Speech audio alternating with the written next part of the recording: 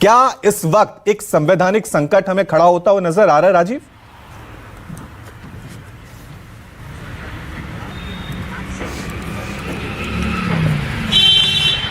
देखिए रवि, जैन धर्म में एक सिद्धांत है स्यादवाद। यानी वो हर चीज को ये कहता है कि ये सही भी है, ये नहीं भी है। और उसमें उदाहरण के तौर पे ये कहा जाता है कि अंधे को अगर हाथी का पैर पकड़ा दिया जाए तो उससे पूछा जाए हाथी कैसा है, तो वो कहेगा खंबे की तरह है। अगर उसका कान पकड़ा दिया जाए तो वो कहेगा पंखे की तरह है। संपूर्णता आदमी को नहीं, जब तक ज्ञान प्राप्त नहीं हो तब तक वो पूरा संपूर्ण ज्ञान नहीं पा सकता है। तो इसी तरह से ये जो बातें चलती हैं, ये दोनों जिस दृष्टि से आप देखें दोनों सही है। अगर देखें आप तो 5,000 से कुछ ज्यादा मामले पीएमएलए केस में हैं, मतलब राजनीतिक लोगों के खिलाफ ईडी के हैं, जिसमें 25 मामलों में 24 मामलों में कन्विक्शन हुआ है। तो उस आधार पे ईडी कहती है कि हम 96% मामलों में कन्विक्शन।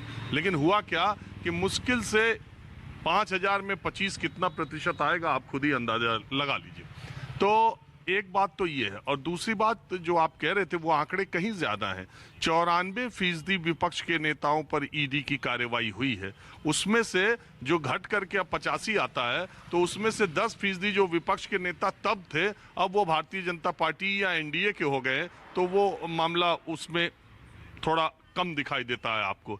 इसमें कहीं कोई दो राय नहीं है कि पिछले 8-9 वर्षों में ईडी ने जो सर्वाधिक कार्रवाइयां की हैं वो प्रधानमंत्री नरेंद्र मोदी या बीजेपी के विरोधी दलों के खिलाफ की हैं। एकदम आईने की तरह साफ है, इसमें कहीं कोई दो राय नहीं।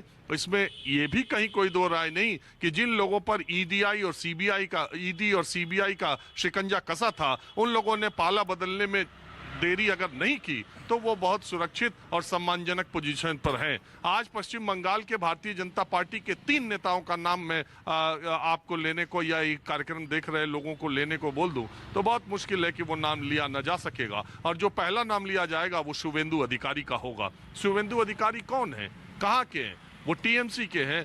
टीएमसी में उनकी नंबर 2, 3, 4 की हैसियत थी और ममता बनर्जी के बहुत खास थे। उनका पूरा का पूरा परिवार टीएमसी में था। बाप, पिता सांसद, भाई सांसद, वो खुद विधायक, न जाने कितने विभागों के मंत्री और पोर्ट के, और कितने कार्यभार ममता बनर्जी ने उनको दिया था।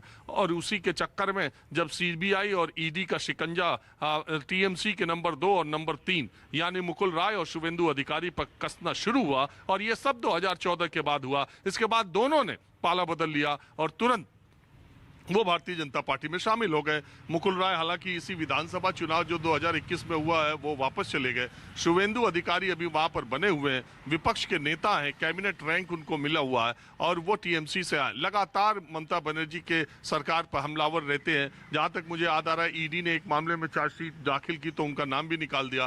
तो कई बार ये सवाल उठना लाजमी है, और विपक्ष का ये सरकार पर अगर ये हमला है तो इसका ये, जैसे मैंने कहा, स्यादवाद की तरह ये भी सही है। लेकिन ये भी सही है कि विपक्ष की पार्टियां अगर किसी उन पे आरोप लगे हैं, बताइए एक मुख्यमंत्री ने अपनी खदान, आप मुख्यमंत्री रहते हुए उसकी खदान का रिन्यूअल हो गया, तो इस पर जांच नहीं होनी चाहिए। लैंड नौकरी के बदले जमीन का जो मामला रेल मंत्री रहते हुए लालू प्रसाद यादव पर जो आरोप है, और वो सीधे सीधे आरोप है, क्या उस पर पूछताछ नहीं होनी चाहिए? क्या अरविंद केजरीवाल के खिलाफ जो कथित शराब घोटाले की बात उनकी सरकार पर उठती है और सवाल उठाए जाते हैं, क्या उसकी जांच या पूछताछ नहीं होनी चाहिए? तो इसका अगर इस लिहाज से हो तो फिर सीबीआई और ईडी को बंदी कर देना चाहिए और जितनी जांच एजेंसी उस पर ताला लगा देना चाहिए कि विरोध। लेकिन क्या कोई सरकार, कोई पार्टी अपने नेताओं की जांच कराती है? कोई अपने उसकी वो कराती है? नहीं कराती, ये अलग बात है।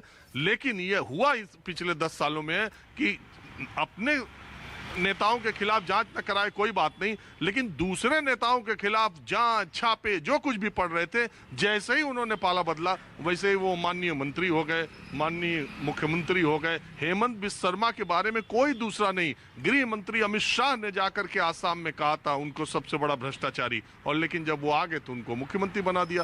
तो ये मैं बार बार कहता हूं, येदियुरप्पा को बना दिया। अभी एक असीम दास के बयान पर भूपेश बघेल ने 508 करोड़ रुपए महादेव ऐप में लिए हैं, इस बात का मामला हुआ। मुझे जहां तक जानकारी है चार्जशीट में भी भूपेश बघेल का नाम आया। असीम दास ने बयान बदल दिया था, लेकिन ईडी ने शायद अपनी चार्जशीट में यह कहा है कि उसने किसी प्रभाव में आकर के ऐसा कहा था।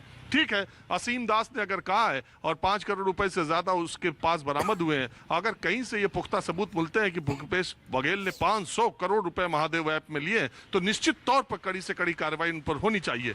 लेकिन एक आदमी विदेश से वीडियो कॉल के जरिए देश के कृषि मंत्री, केंद्रीय कृषि मंत्री के बेटे से बात करता है और वो अपना मोबाइल नंबर देता है, वो अपना वीडियो जारी करता है कि इतने पैसे रुपए की बात हुई, गांजे की खेती की बात हुई, लेकिन उस पर कहीं कोई नोटिस नहीं लिया जाता। 8 करोड़ रुपए कर्नाटक में बीजेपी के एमएलए से लिया जाता है, उस पर क्या कार्रवाई की जाती है? तो सवाल तभी उठते हैं सरकार के ऊपर, सरकार की मंशा के ऊपर, और विपक्ष को तभी यह मौका मिलता है जब ये सवाल उठाता है कि जांच अधिकारियां, जांच और जांच एजेंसियां सिर्फ विपक्ष के नेताओं के लिए। अगर ईमानदारी और पारदर्शी तरीके से ये भी कार्रवाइयां होती तो शायद ये सवाल उठाने का मौका नहीं मिलता। तमाम ऐसे केस में बहुत लंबी लिस्ट है जो भारतीय जनता पार्टी या उनके अभी बीजेपी के प्रवक्ता कह रहे थे, उनको मालूम नहीं होगा। सुबह सुबह जब देवेंद्र फडणवीस और अजीत पवार ने मुख्यमंत्री महाराष्ट्र की शपथ ली थी, 3 दिनों के भीतर सिंचाई घोटाले में कितने मामलों में उनका नाम ड्रॉप कर दिया गया था, ये भी सबको पता है। और अभी कुछ पता नहीं है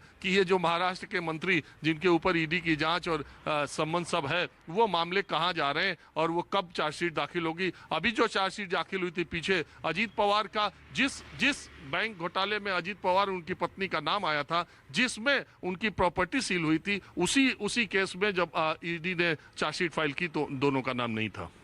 ठीक है, चलिए चर्चा को आगे बढ़ाते हैं। और नीरज मिश्रा कांग्रेस की तरफ से हमारे साथ बने हुए हैं। नीरज जी, क्योंकि हमने देख लिया अभी बीजेपी का स्टैंड, लेकिन इसमें हमें कभी कभी कांग्रेस भी कंफ्यूज नजर आ रही है।